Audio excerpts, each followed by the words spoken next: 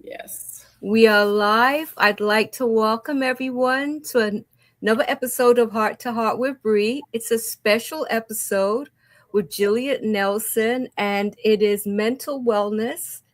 Is it more than therapy? Healing through lifestyle, community, and self care. And I'm so looking forward to this conversation. Juliet, would you please introduce yourself to the viewers? Yeah, sure. Thank you, Brie, for having me. I always look forward to coming to talking with you. Thank you. And I'm happy that you're able to do something like this. So your viewers, could benefit from some information, important information, I think. Yes. So, yeah. So thanks again for having me. And I want to welcome all the viewers who will come both now and later, because I know some Yes. come later. But yes, my name is Juliet Nelson, and I have been a nurse for many years. And my love for psychiatry as is well aligned with nursing and psychiatry or mental health, right? There's a lot being talked about now today about mental health. So I'm glad that as a nurse, I can use my voice to talk to folks about something that I am very, very passionate about, behavioral medicine. So that's what I do. I'm a psychiatric mental health nurse practitioner, and I own and practice in an outpatient setting. The name of my practice is A New Mind Body Connect, and I care for individuals from 12 years and older. So I see children, I see adolescents, and I see older persons, and I provide mental health services. I practice in a little bit of a traditional and a non-traditional way because I bring so much of who I am and my culture to my practice. So I practice holistically. There are times when I will prescribe medication. I will engage in a little bit of brief psychotherapy. And there are times when I make recommendations for other approaches, other what we call modalities, other, alternative medicine. Or I may recommend something which is typically not, recommended by psychiatrists, the typical traditional role, but that is how I practice. And I'm always very happy to, meet with folks every day and, to talk and share and to care for others. So that's kind of who I am. Long answer to a short question. No, listen, I am just so happy to have you on. It's been a while. And Yeah. I'd like to say to the viewers, you're welcome to post your questions and comments. If you watch the replay, I still welcome your questions and comments. Okay, so Juliet, let's begin. What does mental wellness mean to you beyond traditional therapy? Okay, so Brie, I wanted today to talk about mental wellness more so than illness. Okay, I'm quite focused these days on the wellness continuum because, in as much as we see on social media or wherever else we get our information, folks are just scared of mental illness because there are times too we just don't understand a lot about it. And one doesn't want to be branded as being mentally ill, right? But I believe that wellness allows us some autonomy. It allows us to participate in our own healing. And this is where I believe we need to shift a little bit of the focus, not kind of amplifying the illnesses as much. There are folks I see all the time diagnosing folks, telling them that they're depressed or anxious and they have bipolar. Like I see so much out there, but it is time that we start to embrace healing Yes. and a wellness kind of, take out that perspective now because it allows all of us to participate, to become equal, to just participate in your own care no Yes. matter what's going on. There's something that you can do. So tonight I want to talk about healing through lifestyle, healing through community, so to speak. And community doesn't mean a geographical location where you live. That's not just what a community is. But I'm going to talk about healing through lifestyle, healing through a sense of community, and your personal responsibility for self care. Yes. And these are some of the things I want to address tonight. And again, we know that therapy is incredibly valuable.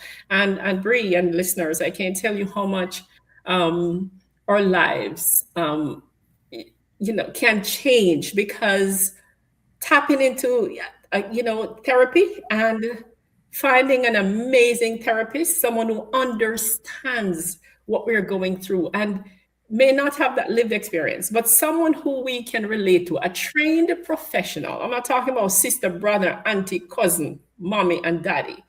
I'm talking about a trained clinician. They are able to support, they're able to coach, they're able to afford guidance, but that is not where it ends.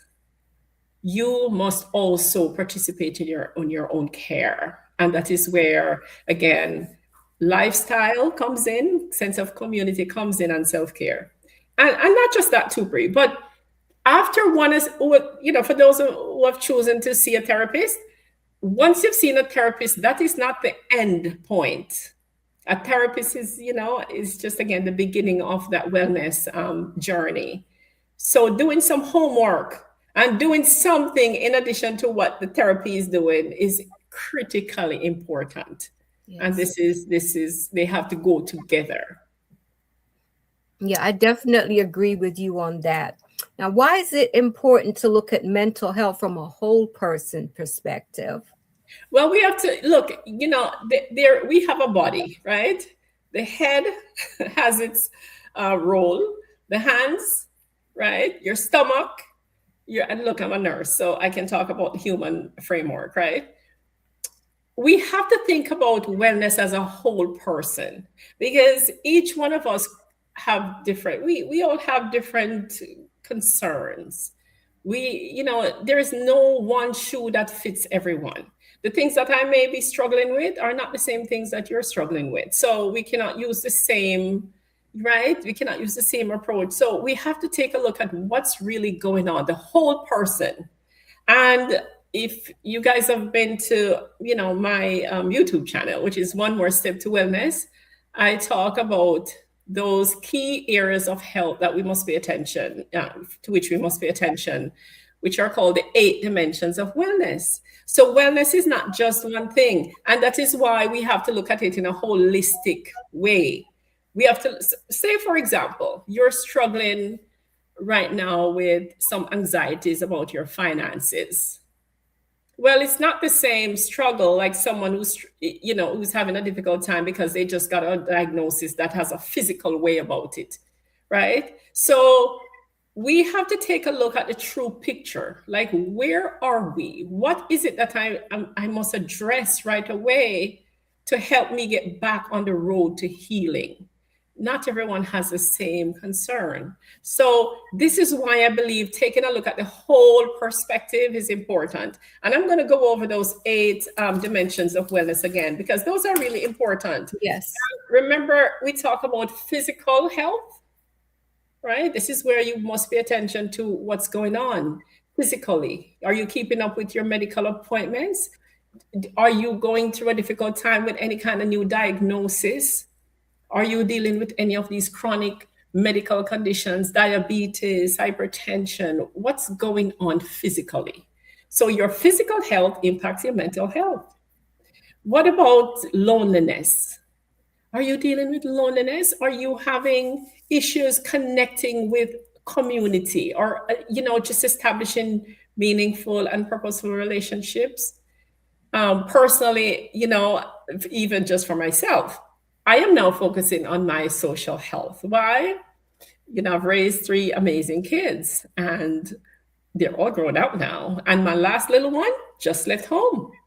It means then I'm not as connected to my kids anymore, per se, because they're literally not under the same roof, right? So now I have the opportunity to establish relationships outside of being a parent, right? There is such a thing as empty nesting. So, right? So maybe I need to pay attention more to the social connections now. That's a need I have now. But you may not have the same need. What about financial health. That's one of those eight dimensions. So we have physical, we have social, we have intellectual, we have environmental, we have financial, right? Those are some very important areas of health that we have to focus on. Social health is also important. Emotional health, that's one of those key areas. So I'm just saying this to say we have to look at all of ourselves holistically and see what our need. Do not try to live someone else's lifestyle, Be authentic. Think about your personal need and then you address it as such. It's health, wellness is not just physical, it's everything else. Environmental health. We also know too that folks, all of us, we have environmental challenges. We live in areas that are not safe. We live in communities where there is no connection. You don't know who your neighbor is. You don't know, you right? So that is also a key area of health that it can affect our mental health. So yeah, we have to look at those areas of health that impact our mental health and take it from there. We cannot just address one thing.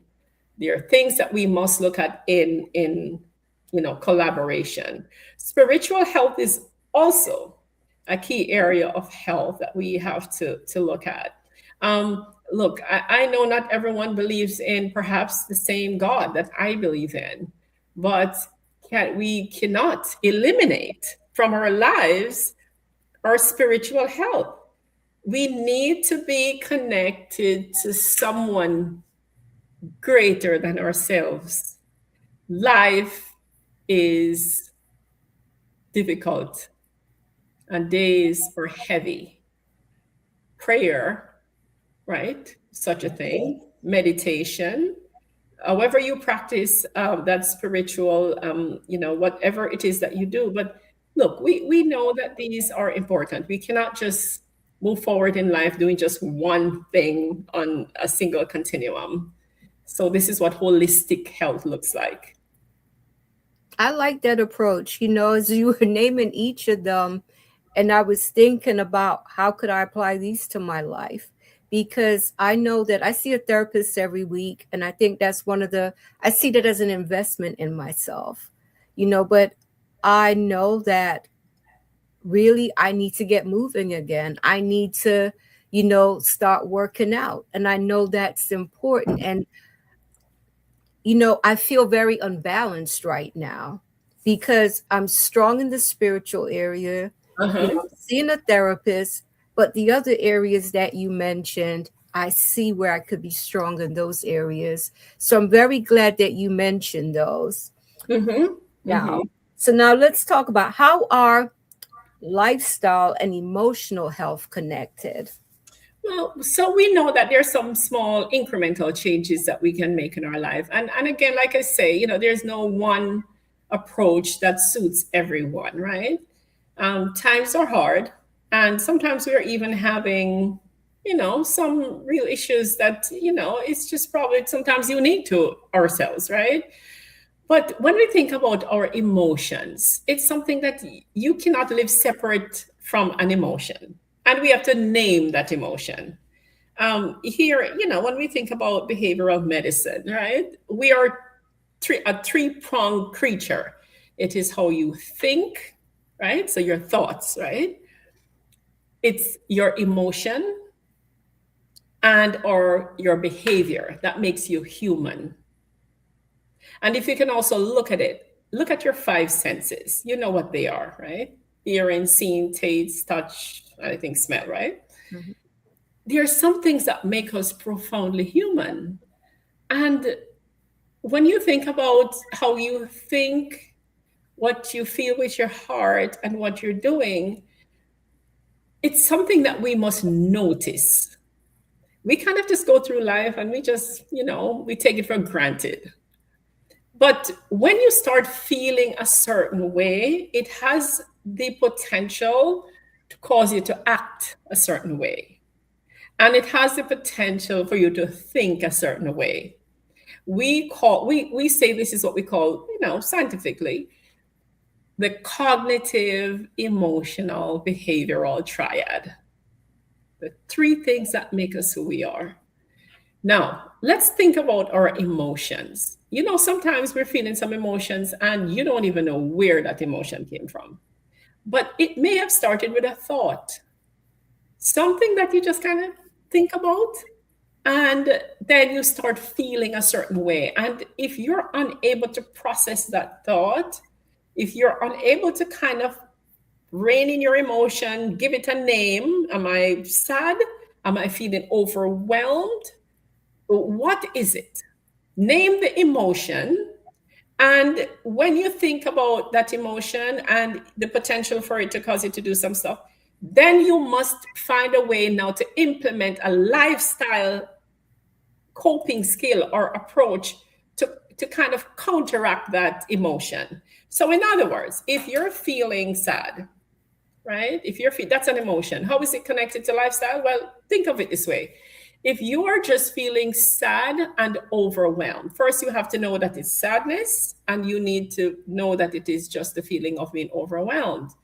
Then what can I do when I'm sad and overwhelmed? That is a positive lifestyle thing, and align them both. So they both go together. It's not one or the next. You do something with the emotion, but you must have a bank of positive lifestyle stuff that you do when you feel this kind of emotion.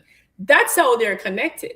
Unfortunately, many folks do not spend time to recognize an emotion, so they just don't know what to do with it. So they make like impulsive choices, right? And we all do that. I'm feeling sad, so I'm going to get the whiskey bottle, right? Because I'm so sad. Or I'm so sad that I'm going to go shopping. There goes your financial health, right? You're going to rack up your credit card bills, right? So you see so lifestyle and emotions are connected in more ways than one. Again, think about what you're feeling and think about something that you can do to support you in a positive way during those times. But the first step is naming that emotion. We should not be scared of our emotions. We all have it because this is what makes us human, right? Jill, now would this sort of thing be linked to like when a person has an emotional outburst? All of a sudden this person goes into this rant. It could happen at work, it could happen in the home, it can happen anywhere. Usually when things like this happen, I believe, and I mean, I'm not a professional like you, but I believe it just didn't come out of nowhere. It was something that was building up, and it's like they said, a straw that broke the camel's back, so it's like this person may have been dealing with anger, frustration, or sadness, but it was that one little thing that happened and it just, everything just went haywire. I mean, what's your opinion on that? Yes, but and again, Bree, we're human, so we're going Yes. to have emotions that happen all the time. Whether it was something we were dealing with a long time ago or something that has just happened, and you just, for example, what if the phone rings and you pick it up, and I don't know if phones are ringing like they used to. You pick up the phone off the thing and someone just gave you some bad news. You're going to have an immediate emotion. It's not delayed, right? And again, depending on who you are, we have to think about your personality. We have to think about so many, all the conditions that would warrant this kind of a response, right? And then again, depending on who you are, how you manage things, then you're going to respond with a certain emotion. You're going to feel a certain emotion, but what you do with that emotion is really what sets you apart. Yes. You could take a glass and you can slam it on the wall and you can break that glass. And there's some folks who just pause for a minute and take a deep breath. That's something you would have either learned or rehearsed over time when you have received bad news in the past. Make sense? But Yes. it doesn't mean that each time we have an emotion, we have to act a certain way. Right. Remember, the brain is what receives that language, that information first. Your heart did not. Your True. brain received it first. So this is why it is so important. And for folks who are dismissing something called therapy, yes, I'm from the Caribbean. I know you have a Caribbean audience here too, but no matter who you are, where you're listening, listen, there are folks who are trained, like myself, we're trained to understand human behavior. We are. And yes, we can take ourselves outside of our training. We know how to align, like a nurse, we have an emergency, we know what to do. We know to start the line, how to give you oxygen, we know all of that. When you're a trained professional in psychiatry, you will get to understand human thought a little bit. We can't look in the brain. And by the way, there's no x-ray for the mind. We don't know how that works, okay? We can only think about what you tell us, which is what we call subjective information, what you tell us. And we process that in a way that is objective. What you tell us, we create objective data, and then we make recommendations. Therapists are trained to hear you, to listen, and to offer guidance and objective data to help you make changes to some of these dangerous and out of line emotions that were as a result of some twisted thinking. And I hate to be harsh, but we must learn how to manage our thoughts. Okay? We must learn how to manage our thoughts, because otherwise our emotions are going to be right behind. They're going to show up. Not every move has to be impulsive. Not every emotion has to be an irritated kind of a thing. But again, it is important to create a toolbox and put some things in it so that when you need it, you can reach in and pull it out and make that be a priority. A good therapist is a lifelong friend. Yes. Therapist should be a lifelong friend. In other words, Yes. I often say, listen, skip the coffee, skip buying the coffee 2 days a week, and if you're not working, if you have access to finances of any sort, if you're going to some of these places to buy breakfast every morning, get yourself a little piggy bank and save the money and pay for a therapist. Pay for someone who is professional trained to help you guide you along the journey of life. So yes, Bree, not every impulse, not every emotion have to be an emotion that sends you spiraling. No, it doesn't have to be. I have to piggyback on what you just said. Therapy really saved my life.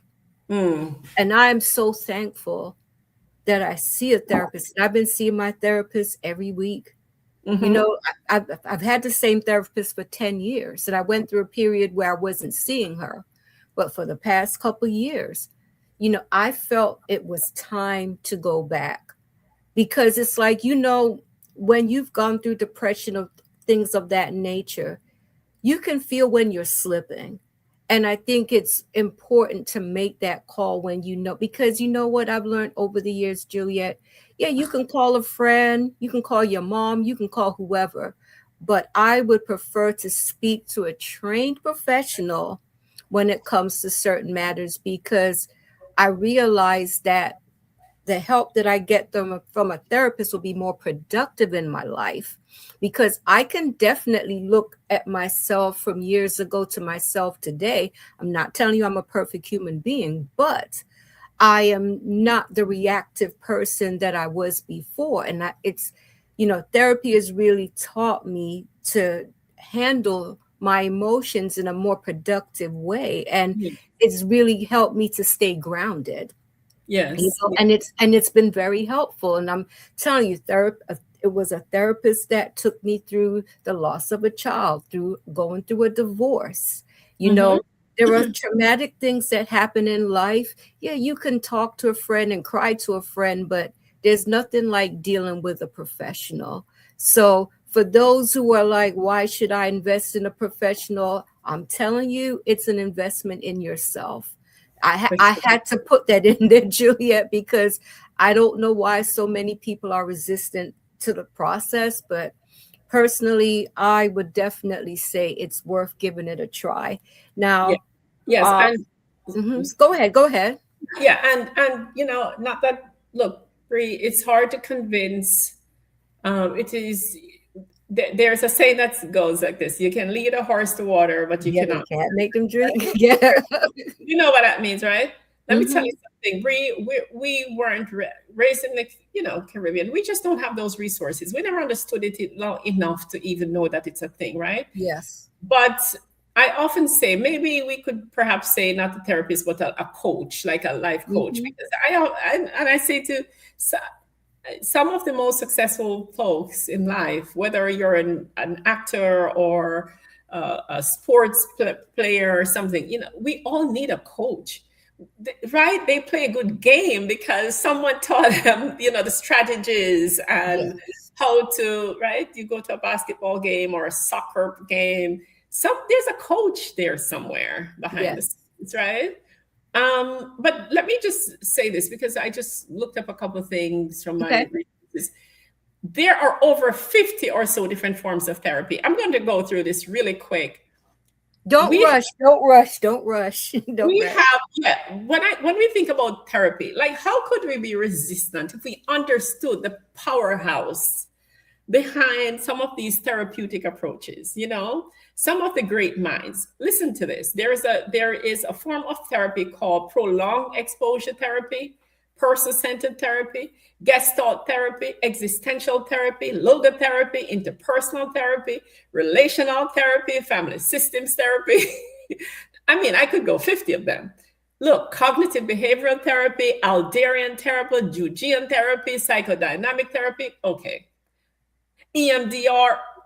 There are many different forms of therapy. And some of these amazing coaches, I call them, they are trained in specific areas, right? Where they own it. Like they're so good at what they do. And based on what you tell them, this is how they designed their therapeutic approach. They design it for you based on your concern. So the same approach that may work for me. Well, I am a mental health professional. So clearly, if I see a therapist, my concerns, right, are might just be a little different from yourself, right? So this is where the therapist is careful to align her training, his or her training, with what my needs are. Yes. As a mental health professional, I have to have a therapist. You know why? I hear stuff all I day was long. about to say yes. I have to process that stuff, Yes. right? So we all need a coach. When I am out there in the wide, big world of psychiatry, that's not a court you play on without having a great coach. Yes. Okay? Because then I have to know when to shoot the ball, when to dribble the ball. Not that I'm a sports player, but I'm just saying, I have to know how to manage my role within that space. So Yes. I need a coach. I need a coach. I need someone to guide. So when folks are like, oh, well, yeah, no, you're wrong. You probably are going to end up experiencing burnout because you're trying to play a game for which you have no idea what the rules are because the rules have changed. You just didn't know. Yes. Right. So this is why we need support. But again, I really want to say this. Yes, outside of therapy, there's plenty for us to do to help ourselves. And this is where again I say lifestyle and community support and you like immersing and embracing self-care. And I will tell you what some of those self-care practices are. This is critical. Critical. It's like playing a game. I'm going to go back to the whole game thing. You play a game, then you go back home. You got to wash your clothes. You got to wash your socks, your jersey, your soccer shoes, or whatever, right? To get ready for the next game. That's self-care. Got to take a shower, all that good stuff, right? Got to cut your hair. Got to look good to go back to play, right? So this is what self-care practices are. They're very practical, actionable steps. And this is what we need to do to help with our own mental health. outside of what the therapist just did for us. Yes. Now let's talk about sleep. And I Uh-huh. can tell you that I told you the other day that I'm working nights now. Mm-hmm. And that has been such a game. It's like, I'm not lying, I've been struggling because sleeping during the day, it's not as refreshing as sleeping at night. And it's like I'm very sensitive to noise. So every little noise I hear, it just interrupts my sleep. And and with my job, I can't afford to make mistakes, So Mm-hmm. it's, how does sleep impact mental health and emotional stability? Well, let me just thank you for that question, Bree. It's a very important question because we know that sleep, oh boy, it's big struggle out here with sleep. Yeah. Sleep is a big issue. Yes, it is. You just mentioned sleep for you. Your sleep has been impacted by your job, which is one of those key areas of health, occupational health, right? I also worked the night shift for many years when I was raising my children. So, sleep, forget it. Nurses, night shift, right? And even for, just for all of us who work the night shift, no matter what we do for a living, we do it sometimes because of convenience or for many Yes. other reasons, right? But sleep is one of the most important things you could ever do for your life, for your mental health, really. Because this is when the brain is allowed to rest and be restored. Yes. Okay. And this is where we have formation of cells, new cells. We have the gook leaves, and then the new stuff comes, right? And we have to go through this process of restoration. And this is what sleep does. There are also neurochemicals that get secreted, and there are all kind of hormones that get secreted at night, or circadian rhythm. There's something about the dark and when the sun comes up, and right, these are rhythmic processes in life that happens when night come down, right, so to speak, night fall. Let me tell you something about sleep, Bree. We have to try to get more of it. Yes. We have to try to get more of it, no matter whether it's a daytime, because for you, you have to work at night. What are you going to do? You're going to come home and you just do the best you can. I'm not here to tell you to quit your night job, Right. right? So we also need to stay practical, right? But sleep is one of the most important thing we can do for our mental health. Just think about it. When you do not sleep, you know how irritated and Oh, irritable you feel the next I'm day? I'm very grouchy when I don't get enough sleep. I'm hard to be around when I'm tired. Sleep is a biological function. Yeah. It's not something that you can do or not do. You're going to end up sleeping at some point, right? Whether you're going to fall asleep at the wheel or you're going to fall asleep sitting through one of these Zoom meetings. I can't tell you how many Zoom meetings I've been on, folks just falling asleep on the camera, you know? But sleep is one of the most important things we can do for mental health and emotional stability. When you don't sleep, you just don't feel well. But No. not just that, but your body goes into a tailspin. We tend to eat more and we binge eat all kinds of stuff. That's because there is just something going on that we have to satisfy, right? So again, I know we live in a very busy world, and there are some of us who have to work nights, some work in the day. But if you have to sleep in the daytime, we recommend that you create an environment that is conducive for sleep. So when you come home off the night shift, go in a room that's dark, get some curtains that are dark, put on some ambient sound, make sure your bedding is comfortable as possible, do whatever you have to do, because remember, we have to live our lives authentically. Whatever is going on, just create that environment around you that will Yeah. support what you're trying to achieve. Okay, and that includes sleep.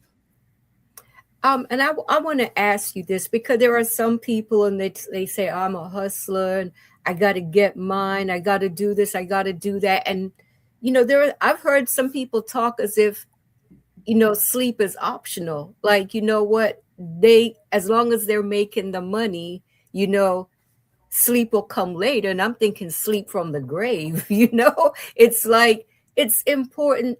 And I'm realizing, especially since I made the switch, that sleep is so important, because I find that if I don't get enough sleep, my mind is not as sharp. And like I said, I can't afford to make mistakes on my job.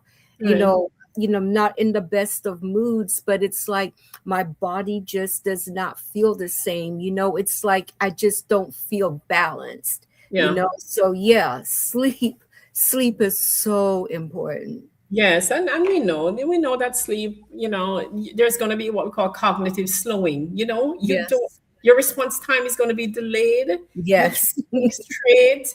It just so it is a biological function, by the way. It's not something you can go to the store and buy. You can't just go buy, Right. right? The body's just going to, this is what you are created by God. With right, you work and then you sleep.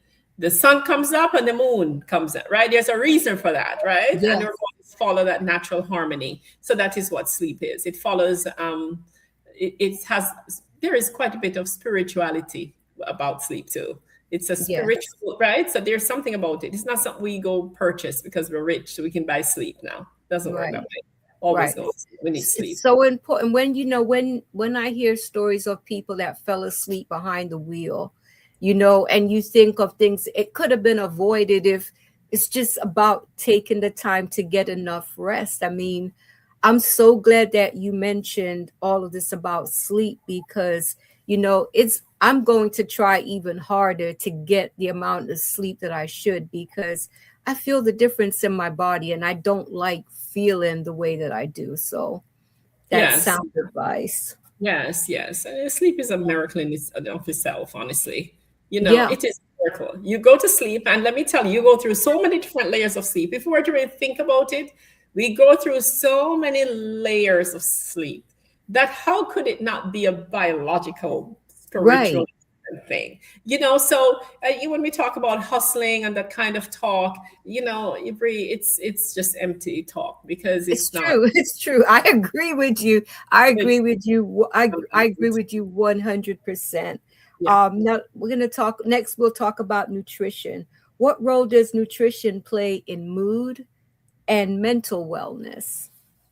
Yeah, very important question. Because look, we also know that times are hard, and I can sit here and tell you that we are doing well with our nutrition. We sometimes just have to eat what we can afford, and like I said, I know times are hard. It's a difficult time, and we're just trying to make ends meet. And unfortunately, there are some families who are still we still have folks who are struggling to put food on the table. You know, I often say though that whatever we can do to ensure that we're consuming calories that count, Yes. that really helps our brain to function in a way that we can perform optimally. Um, some of the building, of course, the building blocks. We think about protein, right? We know that protein is essential for cell formation, right? We have to ensure that we're taking enough carbs for energy, vitamins and minerals, and right. But my advice today is this: let us just avoid what we call ultra processed foods, because it cost us so much to purchase some of these products that have absolutely no nutritional benefit. The goal of ingesting any kind of food is to nourish our mind, body, and spirit. Yes. And we know that our mental health should be optimal. Honestly, if the brain don't work, nothing else will. It's true. So we got It's to feed our mind, feed our brain. definitely, definitely, Yeah, the definitely. brain is also very selfish. The brain don't wait for stuff. The brain and the heart, they don't wait. I think that's why, I really enjoyed looking at the brain. It doesn't wait. In other words, it's for example, when you consume alcohol, you see how quickly it just goes somewhere. crosses the blood-brain barrier, and it just goes up there, and you become inebriated, right? Um, out of respect again for folks who are going through their treatment with substance and so on, I just want to say that there's a direct correlation between what we put in our bodies and what happens with our thoughts, our emotions, and our behaviors. So I'm going to encourage us, and I'm not here kind of promoting any specific diet, but I still believe that a plant-based diet is still best for all of us, right? And whether or not you choose to eat meat or not eat meat, just be sure that whatever we consume, we pay attention. It's important because the brain depends on it, and so does our other, our bodies. We also, we know hospitals are in business because of lifestyle. Yeah, People I get sick mean, because of lifestyle. that's the truth. And I tell you, on YouTube, I have found there are several channels that you have people who are showing you how to cook low budget meals that are nutritional in value. And it's like, it's really very beneficial. So if finances is a struggle for you, I mean, look up some of these channels because, Mm. it's easy to make the excuse, well, you know what, everything is so expensive, so I'll just buy the cheap junk. But at the end of the day, you're not doing your body a favor. So, sound No. advice, Juliet, sound advice. Um, Mhm. can movement or exercise truly help improve mental health? And if so, how? Yes. So recently we did at the recent health fair that I go back to once a year in my community. We did something about stress management, sleep, nutrition, and movement. Yes, Bree, let me tell you something. Movement is medicine. And I'm not talking about running a marathon. I'm also saying, listen, even just making your bed quickly, you know how you make your bed and you go slow, even just making your bed quickly is good movement. Just move the body and allow the heart to beat a little bit more fast to push the oxygen and the oxygenated blood around your body and increase your heart rate. And there are many ways to do that, right? No pressure, because I know too that you're, like all of us, we are having aches and pains, right, during our older years. But we can practice purposeful, mindful movement that we know has benefits to the body. So movement, yes, is medicine. Recently, like I said at the health event, there was a physiotherapist who showed us how to do chair exercises, just sitting on a chair, moving the arms, flapping the arms, right? Lifting the leg. Simple, simple movements, nothing excruciating. But studies have told us that movement is good medicine and it does a body good. Walking, gardening, taking a stroll, stretching is good movement for the body. By no means am I saying you should, have to sign up at a yoga class, but and there's so many resources out there now that can help all of us. Like you mentioned, YouTube. Just so many, there's so many videos. And Juliet, I was a personal trainer just a few years ago, and I tell you what, since I stopped working out, I feel the difference in my body. I feel the difference in my mood. When I was going through my period of grief, I started running, I was working out on a regular basis. That was so healing for me. It made such a difference. I can tell you that it's like I get frustrated with myself because it's like, the benefit of what happens when you work out. So why don't you just do it? Yes. It really is like medicine. And like you mentioned, the chair exercises, they're so convenient. You can find all of that on YouTube. So yeah, Yes. it's important to get moving. And I'm It, saying that to remind myself. yes. No, it's all out there. And like I know we're in the age now of information overload. Bree, there's just so much information out there. I don't know how our brain Yes, is processing all of this. So it's true. we It's just have true. to be mindful about like where we go for stuff and how much more do you really need to know. Like it's just all out there already. But I not agree. just that, but think about brain health and movement. Studies have shown that Movement helps to boost the happy chemicals, Yes. the serotonin and the norepinephrine and the dopamine, all of these things that we cannot see, but we just feel better after exercise, Yes. right? Yes. We just know it. And it's something that we should certainly strive to do. And I know life is busy, but we will pay the ultimate price if we Yeah. don't start taking care of ourselves. It's an Um, investment in ourselves, right? yeah, it's self-care. So yes, a movement again, we must just stay true to ourselves, because if we're not a super athlete, we shouldn't be trying to run marathons without being able to go around the block without getting winded. So Like, true. just do what works for you, but just do something. Do Yes. something. Because Yes. after exercise, a lot of my folks, they tell me, with the depression and the anxiety, and even for sleep, exercise helps to Yeah. help regulate your sleep.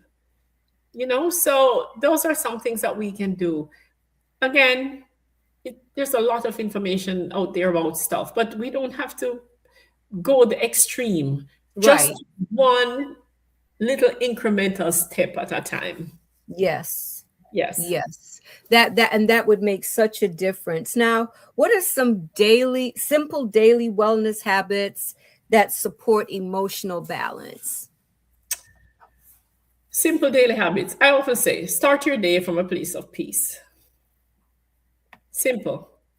When you open your eyes, commit to a day of where no matter what is in front of you, commit to a day when you believe that you're going to have some peace here. Today Yes. is not the day for chaos. Today is not the day for me to be scrolling on social media and comparing myself to anyone. Today is not the day for me to call anybody and be in any contentious argument with them. Today is not the day. Today is my day. I'm going to own my day, and I'm going to begin my day as such. Yes. You have the power to do that. You have the power to do that. Begin your day with your thought. You do not see the day. We're not God. We don't know what's ahead. Begin your day from a place of peace. That's the choice you will make. And when you start with that mentality, the intellectual part of your health, that is one of those 8 dimensions of wellness. Begin your day with a thought. So you get up, you pray, if that's how you start your day. Positive affirmations still have their rightful place, right? I am good. I just woke up. I just experienced a miracle. I went to bed, I slept, I went through all these different stages of sleep, and now I'm up, and now I rise. Begin your day from a place of peace. That's all you can do at that point. A thought. You have control over that stuff. So begin, that is a wellness. That is something you can do wellness. I'm not telling you to go jog and do all that stuff. That will come later. But just so you can start to build incremental wellness plan, start with your thought. This second, personally, I journal. I've Me always liked too. writing. Yeah, me too. Always liked writing stuff. I also in my day, I offer something to someone that I would have liked someone to offer me. And it's a kind word, it is a supportive thought. It is something that I would like to pour into someone else. And I do it every single day. Clockwork. Like, I just do it. I Pour, like that. pour into someone else. Take the focus off yourself. We have become self-absorbed. So this is why we experience so much anxiety, because it's all about me, myself, and I. No, it's not about you. I think I just shared with someone this week, you're a pebble on the beach. You're not the beach. Wow, I like that. We become a little bit sometimes grandiose, in our thoughts and in our approach to life. It's not Yes. about us, you know? Once we start to kind of just shed away some of those, the validating approach that we have, and if I don't feel well, the whole world needs to know about it. No, they don't. No, they don't. There are some things that we must share, and there's some things we have to work on. Yes. Start your day from a place of peace. Start your day by pouring into someone else, or you don't have to start your day, but within the day, pour into someone Yes. else. And again, another step is, and I'm just sharing my personal thing here. Think about one thing that you would like to give to yourself, a gift. Give yourself a gift every day. Wow. And that could be a thought, it could be a meditative behavior, it could be anything. And this is not the store-bought thing. Give yourself something every day. Learn something every day. Show kindness to yourself every day. Show compassion to yourself every day. Do not criticize yourself. I There's, like that. yeah. So these are some wellness. And before you know it, the brain just builds in a way, Bree, that just you will just evolve in a way that just works. Yeah, it just seems. Sometimes my throat gets a little scratchy Get, this time of year. get your I'm what so your sorry. allergies to that. Yeah. Um. So, Bree, those are just some things, and we don't have to overthink everything. We put a lot of pressure on ourselves, Bree. Just you got your water. Yeah, I have some more water here. No, I'm listening to what you said because Yeah. it's something Sparkle. so simple but so practical. And I Hmm. see how that could be very, very beneficial. I actually love that. And I'm actually going to start incorporating that into my day. That's all. And all I did was it's just a thought. Don't do anything. You don't have to. It all begins in the mind. Right. And Wait, it could be something simple because it could be giving myself an extra 5 minutes to read. I like to read every day. Or maybe 5 minutes extra in bed, just something simple. So, no, I actually love that idea. did you know that even just washing your face and adding a toner or a moisturizer, I do that every day. And really it's the best feeling. caressing your face and your neck and your shoulders and combing your hair and brushing your hair and even brushing your teeth and paying attention to your smile. It's I you know what? I have a habit of when I shower in the morning, I like to use lotion. I like to put that all over my body, but at night I like to use like a body oil. Hmm. And it's just something that I enjoy. And it's so simple, but to me it's very practical. You don't have to buy an expensive lotion or an expensive body oil, but it's I just feel like I'm giving myself a gift. You can also absolutely, absolutely, like I say, don't let's not overthink everything because we see it out there and we think this is how it's ought to go. Yes. No, it doesn't have to be. Give yourself a hug, pat yourself, right? Right? Hug yourself. You know, get lotion on your body, like you say. Give yourself a little gift every day. Yes. You know, just Yes. put a little bit of perfume behind your ears. If Yes. you do not have to wait for validation from anyone to It's take it's care. it's it's true. And the thing is, like, I've been divorced for 10 years now, but I still like to wear my nice nightgowns. I still like to, like you just mentioned, perfume or body spray. I enjoy those things. I think it's like a gift for myself. There So you I go. always make sure I have my body spray. I have a nice bottle of perfume, and it's for me. So yeah, I love that, Juliet. I love that. Mhm. Now, let's talk about chronic stress. How does chronic stress affect the body and mind over time? Oh boy. That's a big one. Well, let me just use one chronic condition that a lot of people are, persons are dealing with. High blood pressure. Ever heard of it?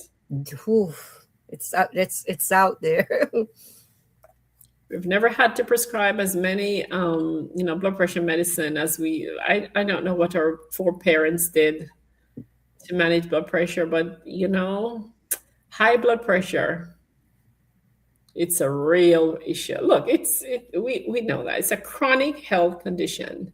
And I believe at the root of that stuff, outside of our genetic predisposition, there's some cultures again that we believe that blood pressure is just what it is, as a part of Yeah. the trifecta. But I tell you, stress is causing a lot of problems. High blood pressure, stroke, right?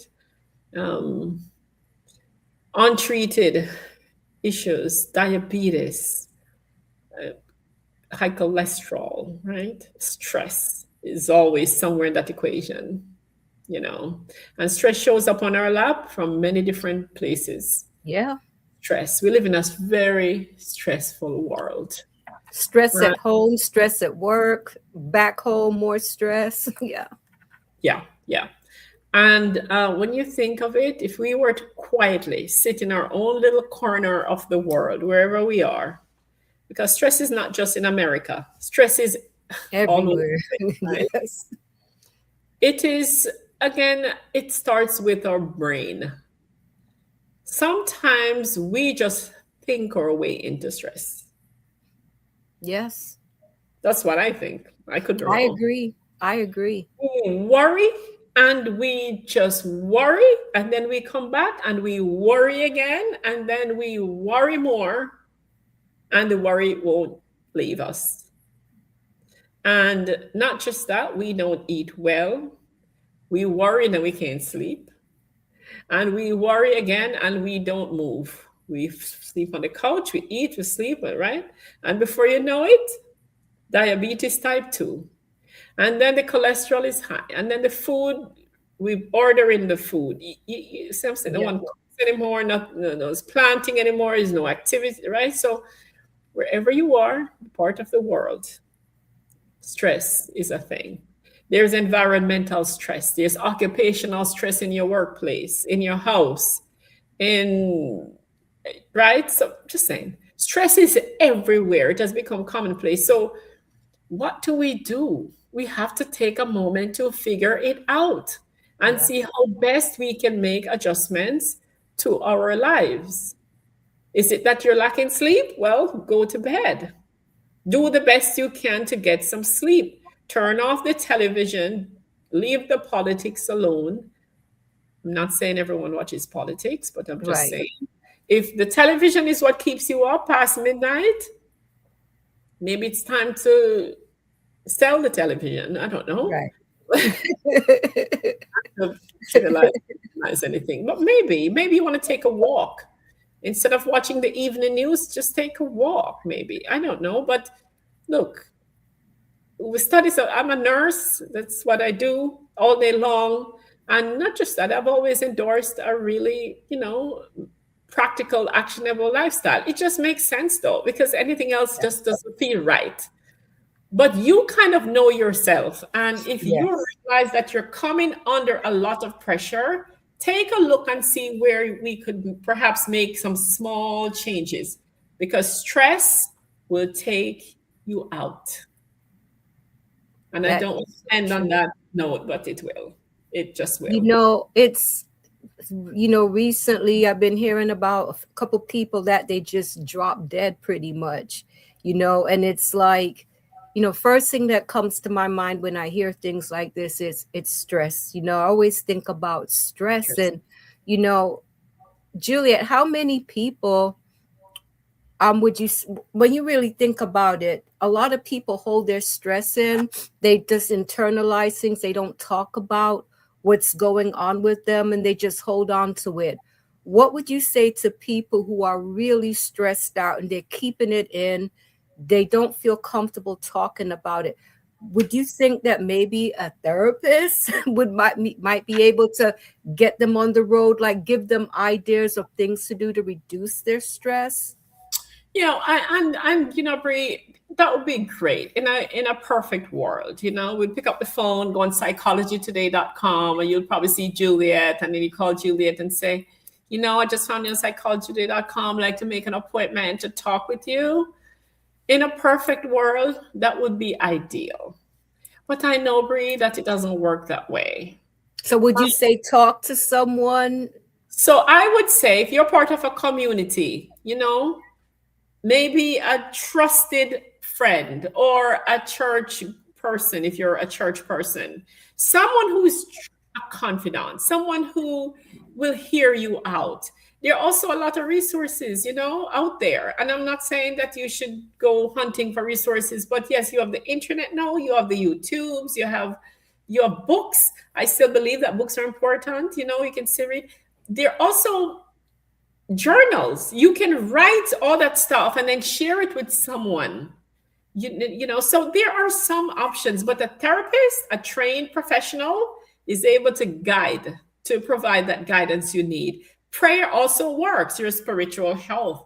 Maybe you want to just start with prayer, and then over time you'll build trust. The Lord will lead you to someone at some point if you're really, genuine about trying to manage what's going on. If you have stress in the workplace, maybe talking to your boss, see how best you can work out a schedule that will be less stressful, right? So Yeah. whatever is going on, communication is really important. It has to be a part of that equation. You have to tell somebody something about what's going on and try to work Yes, on it. It's just important. I No man agree. is an island, we all need each other. I agree. And you mentioned journaling. I think that's very helpful. I particularly enjoy guided journals. I found some really good ones that have really been very beneficial. And but personally, Julia, I will always bring up therapy because I know it for the difference that it has made in my life. So I'm really glad, Juliet, we still have a little way to go. So would it be possible for us to do a part two maybe next week or whenever you have the time? Yes, we could, but before I go though, if we time allow, I wanted to talk about emotional healing. Something. Listen, I'm in no rush because I just, as long as you want to go, I'm fine. I just, Okay, so just when you're ready for it to end, just let me know. okay, All okay. right. Yeah. So when I mentioned that there are some self-care approaches that we should consider outside of that of a therapist, and like I said, by no means am I saying a therapist is able to like fix everything. Right. Just a part of the equation or a part of the journey, a part of the plan. But there are folks who are just not able to access those resources. And Right. I know that, right? Depending on where you live, what's going on, whether you have insurance, no insurance, right? But just so you know that they're a valuable tool. But I want to talk about emotional healing. And I made myself a little note here. And the question I had even for myself is, can healing happen outside of a therapy office? You I know, believe it can. I mean, I can't wait to hear your answer on that one. can healing happen outside of a therapy office? So for all the folks who will hear this, if you don't like, you didn't care about anything else that we said before, right? Bree, we have, as long as we're cognitively able to think some things through, yes, we can begin the journey towards that place. Okay. I do not know if healing is truly a destination. I believe that healing is a continuum. It just goes on and on until you're in a place where you are able to tap into coping skills. That's like no matter what comes in life, wherever you are along your developmental stage, right? You will feel supported enough to keep going. Because one may say, well, I'm healed. Well, are you really? Is it that a different set of circumstances may not come up and you may be unfazed by it? We don't know. There is a book written called The Body Keeps the Score. Yeah, I have that. Yeah, yeah. Good book. And the more I read that book, it's the more I understand about things. And if anyone cares to read it, it's written by a psychiatrist, a medical doctor, Vassen Van Vogt, I think that's his name. But the body keeps the score. Let me tell you something. Healing can happen. Again, there is no ultimate destination for healing, but I have some trouble with folks who believe that a therapist is really just the answer. You must Right. engage in a consistent, sustained effort to tap into coping skills, know who you are, validate your strengths, be aware of your weaknesses and what you may need to work on, Yes. and right, and allow that to be a part of you. In other words, if the therapist is not on board, you got you. You've got you because you know yourself. You know enough about you, what has worked, what has not worked, right? You know you're aware of your strengths. You know what's in your toolbox, and you just keep going. So, yes, healing can happen. Healing is not a destination. It is an ongoing process. There are times too when you have to switch around your therapist, one, two, three, four, five of them. You never know. It's Not true. right. Not Right. every therapist is a good fit. I've had therapists in the past, like after the first session, I knew that was not the therapist for me. Yeah, yeah. So, by the way, we truly need more folks to come on board, as especially culturally aligned therapists, folks who look like each of us. You know, right? We are okay with every therapists who choose to but we need therapists. There's still a great need. We just do not have enough of us. So yes, healing can happen outside the therapist's office. It's not a destination, but yes, you No, can.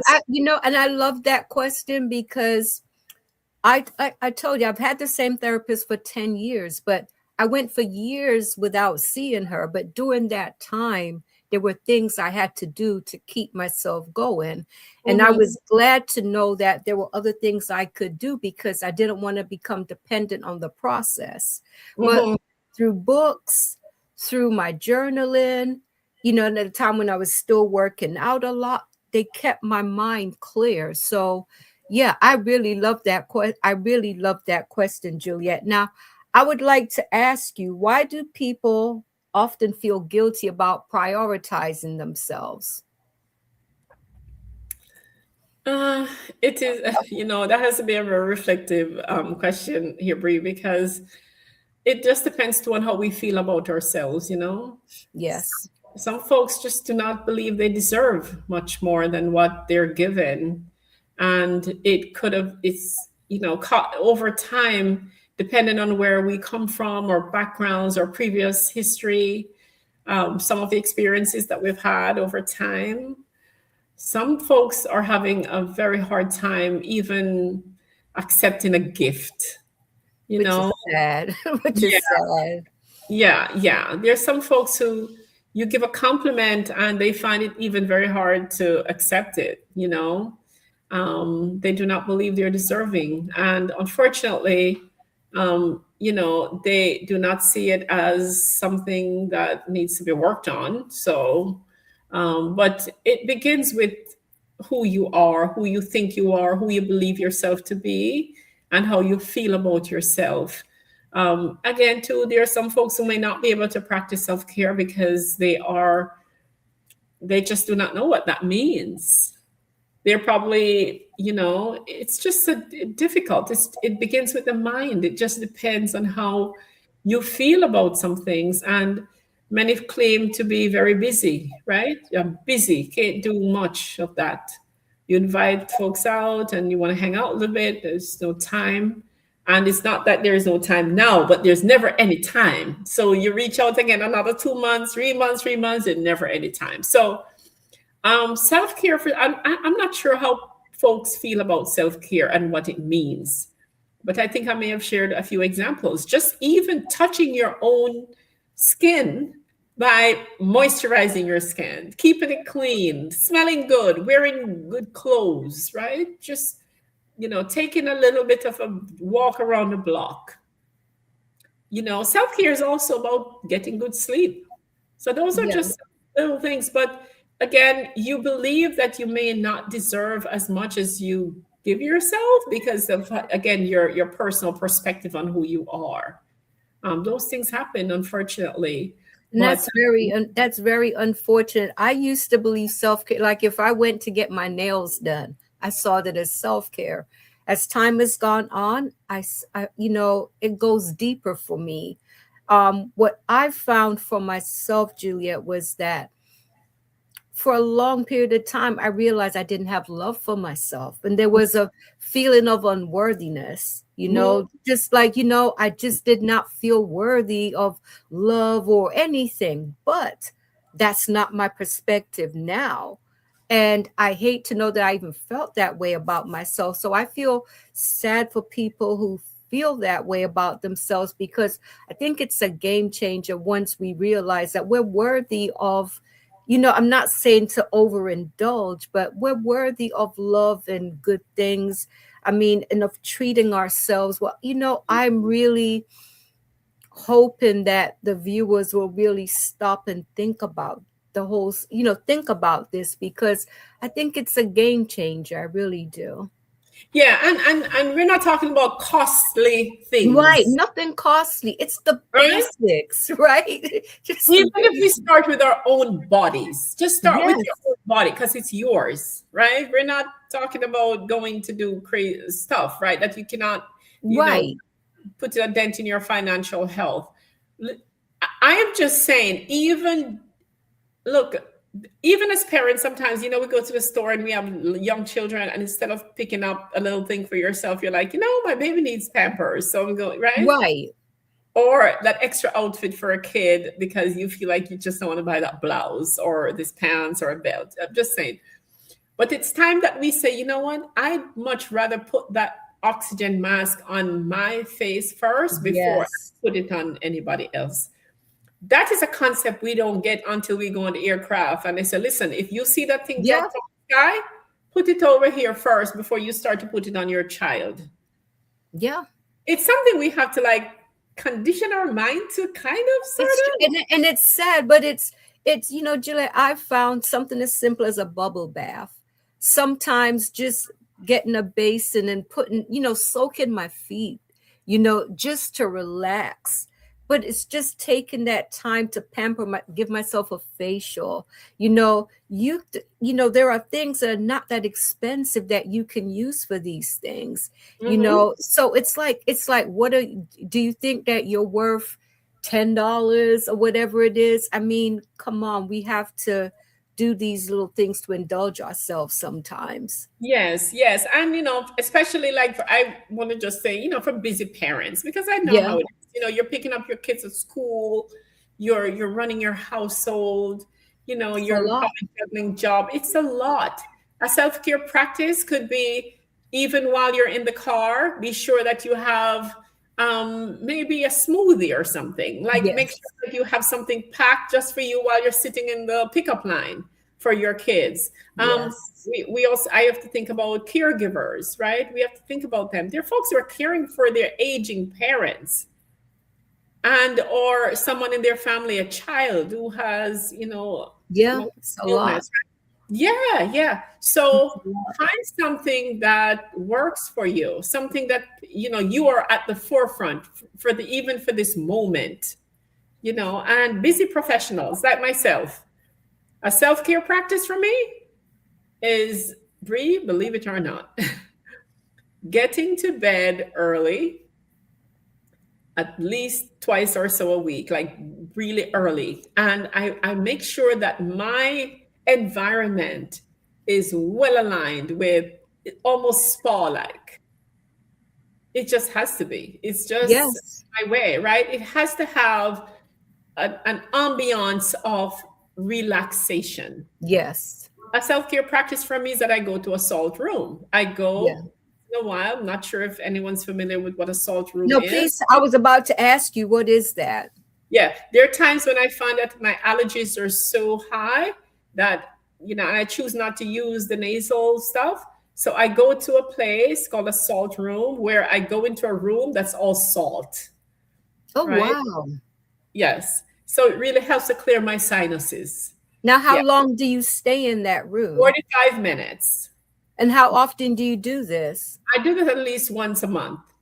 This sounds like something because I have allergies and it's rough. So I'm going to look into that. I would It's good for definitely the like that. sinuses, good for your skin. Yeah. So a salt room, again, it is one of those non-traditional approaches to taking care of yourself.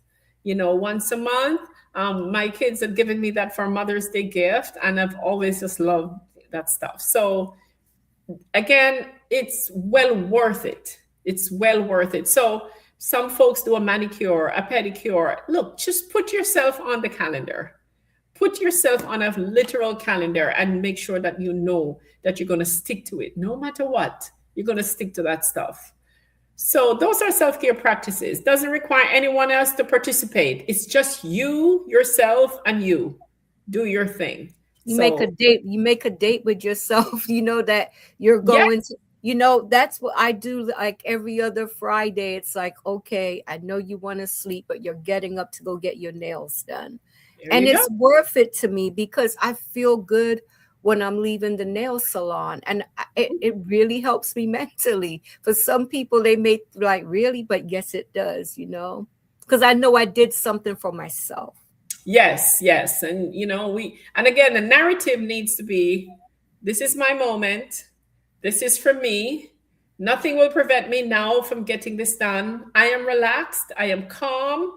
This moment belongs to me. Remember, you have to feed your brain that information, because remember, the brain is very resistant, because even Yes. while you're there, 100 things that you could have been doing is going to be in the Yeah, brain. it's true. It's true. But you just shut that noise out, because that will not take precedence. It is your moment, it's your time, and you deserve it, because you cannot be the best version of yourself when you're burnt out to a crisp, when you're trying to please everybody else. And by the way, when you're emotionally overwhelmed, you're of Okay. no value to yourself or anyone else. And I was about to ask you that, like, when you get to that point, and I asked Shirley this very question last week too about, when you're feeling overwhelmed and burnt out, you know, what do you do? I mean, life is life, but what are some of the best steps that we can take to overcome this? Yes, and personally, for me, I get my paper, my binder, my thing that I write a lot, and I have to name what's going on. Why am I feeling so overwhelmed? Make a list of what you're dealing with. Okay, I have to be here, here. Write it down. Take a look at your priorities. And for my patients, what I have them do is to draw a big circle. And there's a line that runs from north to south and another from east to west. The top left quadrant is must do. The second, will do. The bottom left, may do. And the last, could do. You must Oh, prioritize your I, life. I like that. Yeah. You must, because everything looks urgent all the time. It's true. Like, I'm not on call. I'm not a surgeon. I'm not trying to save a life right now. Why is like a 20, 100 million things is on my list of to dos? Why? I'm only one person. You must prioritize your life, your day, your week, your month. So many folks do not have a notice to what needs to get done anytime. So guess what the brain does? Just runs around the track. Well, and you know what? Now that you're saying that, because I was telling someone just the other day, it's like my mind never stops. It's like when I'm lying in bed, my mind is still going. So what I'm going to try what you just mentioned Yeah. because my God, that would oh my gosh, that would be such a lifesaver. Yes, it could be, this could represent a day, it could represent a week, it could represent a month. So in the must do, well, let's think about today. Today I must meet with Bree at 7 p.m. Today I must prepare, right? I must set up lunch for the ladies that I invited for lunch, right? I must, because when they come, they have to have something to eat. And then I go will do. I go over to the next side. That was what I've done this morning early, right? And then the next will be will do. Well, what will I do? I will do something as it relates to the first set of things that I noted, right? For Brie, I will prepare my material, right, in the morning before I go to my service. And the other, as it relates to the women, I will put all the items in the oven so they're warm. And then at the bottom left is may do. I may load the dishwasher tonight. I may, right? Or for Brie, I just may add some more material to what I have to talk about, something like that. It's not urgent, but I could, Right, right? right. And then with the could, well, I could get into bed early tonight because it was a great day. I had fun with the girls. I had fun with the interview with Brie. I could go into bed tonight, or I could just read a book, something like that. So you see how things just kind of, Listen, I was about to say to you, you solved the mystery because I'm you telling you, especially when I first started doing the podcast, I kept everything in my memory. The guests, the topics, everything. I never wrote anything down. And then I started to feel as if I was going crazy, but it was like, get a book. It was like, get a book. And then I started writing everything down.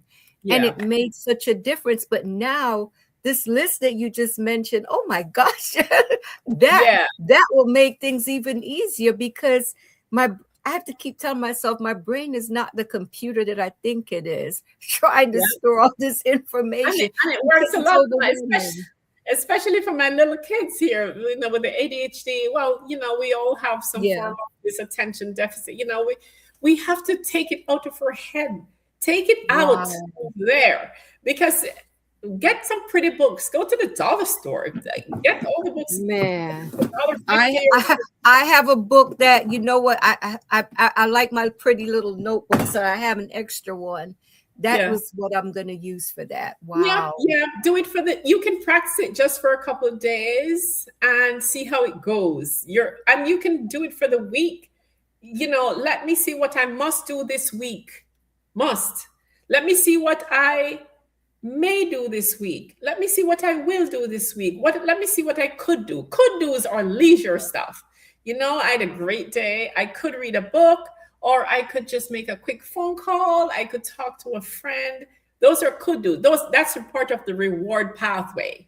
It's something you give yourself because you did the must, you did the wills, you did the may, and now you could. Because the brain likes rewards, you Oh know? my gosh, you have just changed my life. I'm serious. You have just changed my life. And it's such a simple idea, but it's like, why didn't it dawn on me to even Yeah. try that? Yeah, Wow. yeah.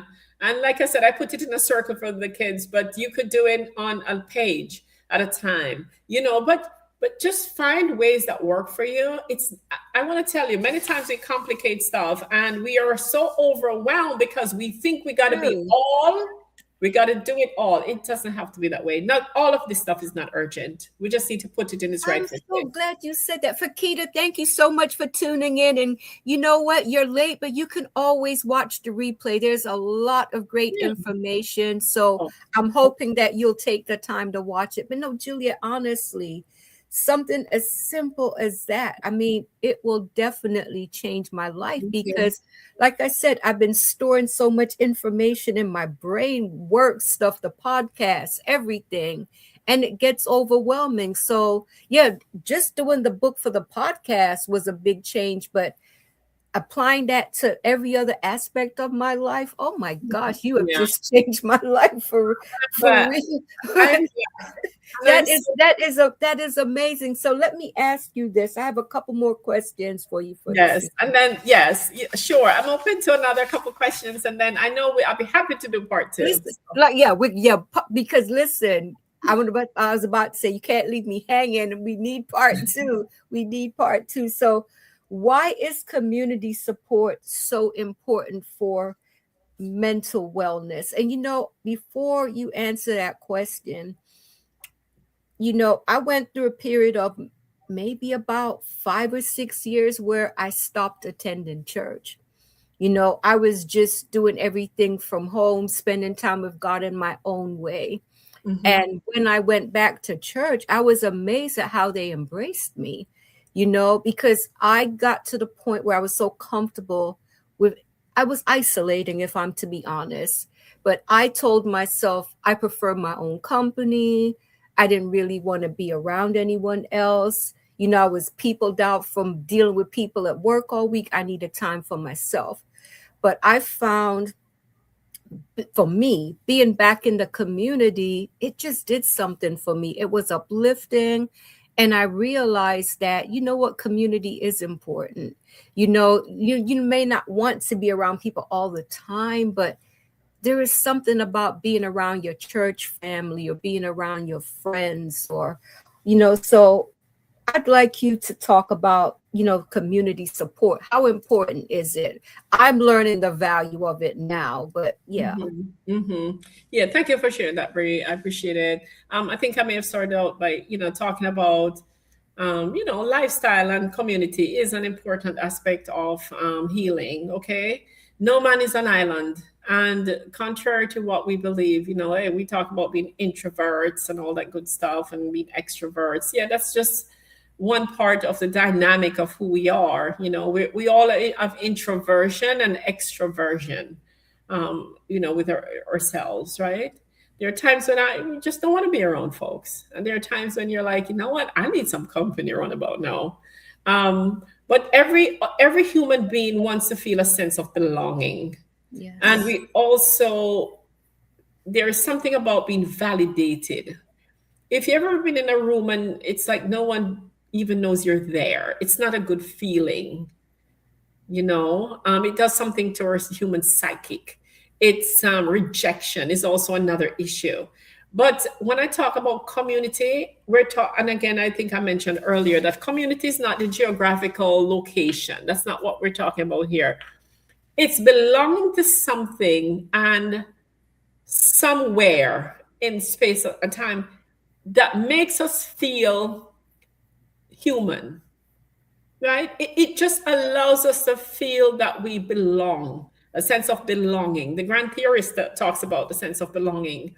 And loneliness is also a human condition that can just wreak havoc on our mental health.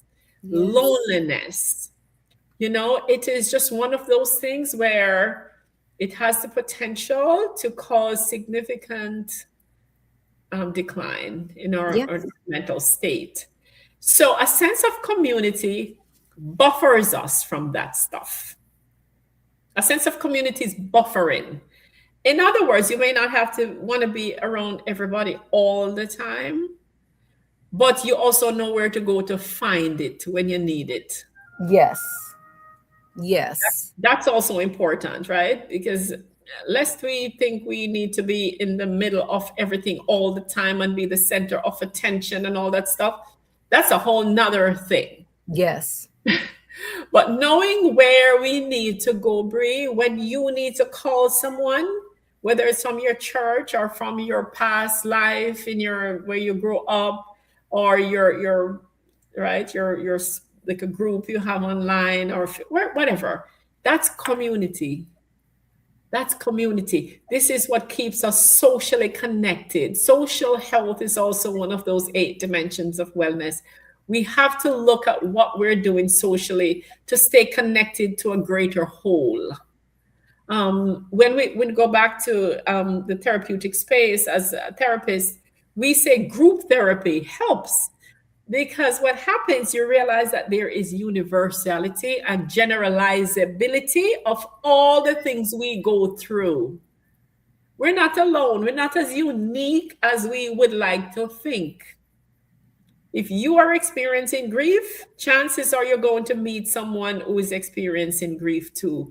And knowing that someone understands what you're going through helps to buffer you from that negative space of Yes. feeling alone. Like I am in this world by myself going through this hardship. So, Yes. a sense of community, you cannot discount that stuff. That is why when we're going through difficult times, we need to talk to someone and not to be a resounding symbol, not to be just talking about all that's wrong, all that's going through, how you're not managing, right? You're looking to also connect with someone with a shared experience or Yes. someone who will hold your hand until you're able to walk alone. Yes. So that's what community does. And So so valuable, so important. yes, yes, it is. It is. We must establish and reestablish connections with others, and chances are, we can get through difficult times just having that kind of relationship with others. Yeah. Makes a difference. And I have one more question for the evening. And Uh-huh. I think this is like, how does isolation affect mental health? Yeah, which I just touched on a minute ago. Yeah, not good. Not good. Not sure if you know what those statistics are, but Bree, when I hear about folks who are, especially, we now know that there's a population of folks who we have to watch carefully, and we have to be aware of what happens with this population, especially men, um, single, um, lost a partner, lost a spouse, lost a job, substance use, avoiding friends, access to weapons, those kind of things. The rate of suicide, 50 years old and older, single, um, male, and so on, right? The statistics tell us that those once we have noticed that there is increased isolation, they're at risk for suicide. Okay. We also have to look at the impact of isolation on just our thought processes. When you're alone, the brain just has a way of leaning into very negative It spaces. takes you to dark places. It does. Because then low self esteem, everything that's wrong. Look, I often say the glass is usually broken, cracked, half empty. It's messed up. It's just everything is just wrong, and it is so hard to come out of that mental space when you're alone, especially if you're dealing with rejection, a broken marriage, relationship issues, right? It's just some folks feel betrayed, you know, and you just close off. You just don't want to have to deal with anyone, and this is where you are at your most vulnerable, unless you have support. Now, Um, what can we do for like if we know someone that's in this situation that is choosing to isolate? Is there anything that we could do or say to encourage such an individual? there are usually, again, a very different approaches depending on how well you know the person. You know, how well do you know this person? Are you a trusted friend? You reach out. We shouldn't be afraid to pick up the phone and call someone if, again, you've had a relationship with this person, or reach out to someone who would, again, be able to access this person. But it is always important to be respectful of what they choose to do, because, again, we just do not want to force anyone to make a choice unless they're ready. Some folks have to go through a space.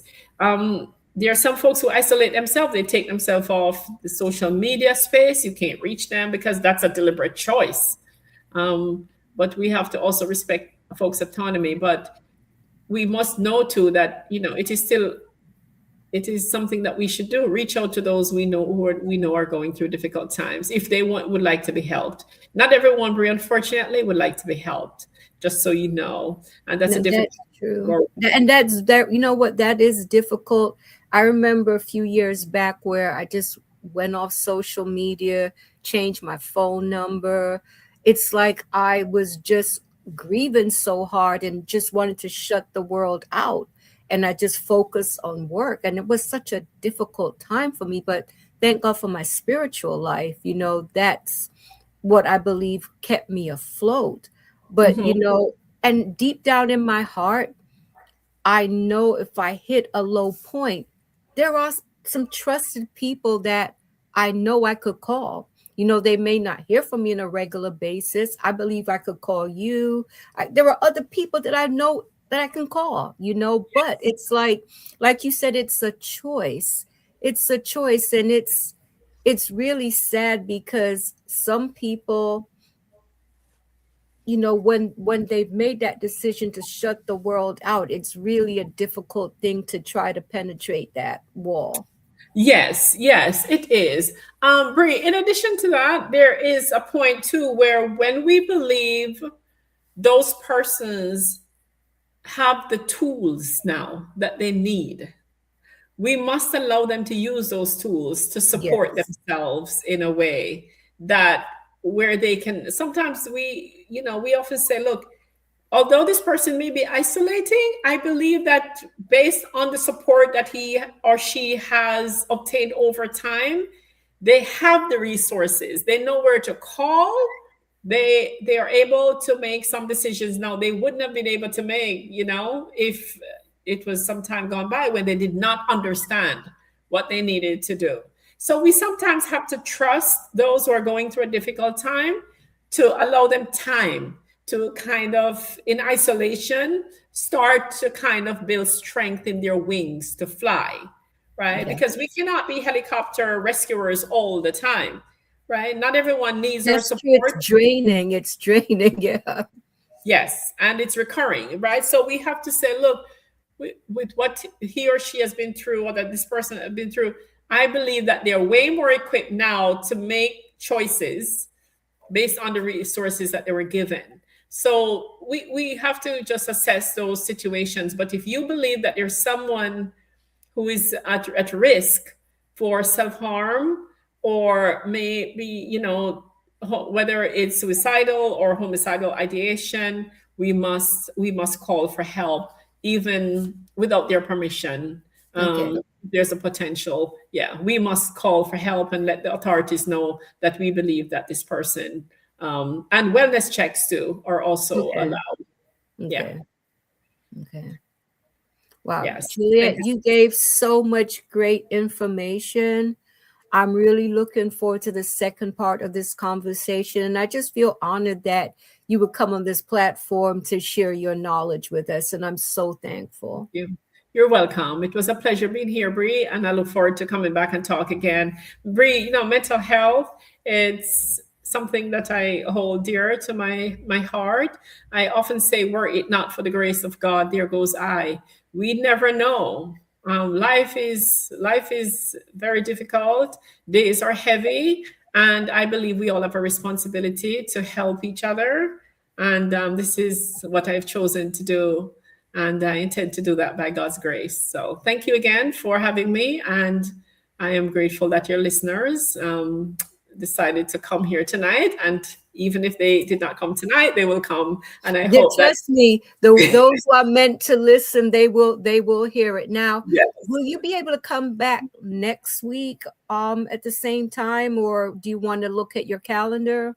yes. Let me look at my calendar, Bree, and then Okay, we. and then you'll get in touch with me. Okay. Yes, I certainly will Okay. let you know. But thank you so much, and actually, no, I think next week I'm going to be I'm not going to be available, but we could look at the Okay. next other Okay, the week. following week is fine. Just let me know Yes. when you'll be available, and just always remember you have an open invitation. Just Thank reach you so out much. whenever you're available and you want to share. And Fakita said, thank you so much. Great Yes. information, Juliet. This was very helpful. Thank you Thank so much. God Yes. bless, and I'll see you when you're able to come back so we can do part two. Yes, I appreciate it, Bree. Take care and have Thank a you. good Take time. care. Rest well. Okay. All All right. right, Bree. Thank Take care. you. You're welcome. Bye bye.